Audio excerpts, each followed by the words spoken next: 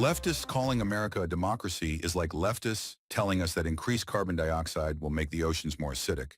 A more accurate statement with the oceans is that increased carbon dioxide, all other things remaining equal, will make the oceans either less alkaline or more neutral. But where is the evil in something so tame?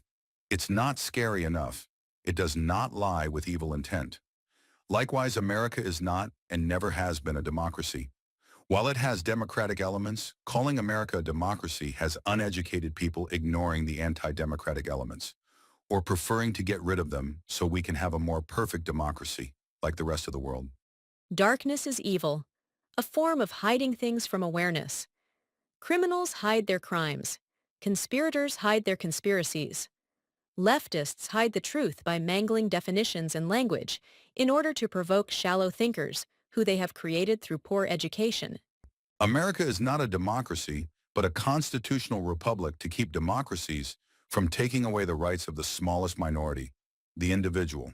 And the oceans are alkaline, a long way from becoming acidic, that scary term which has everyone afraid, and for good reason.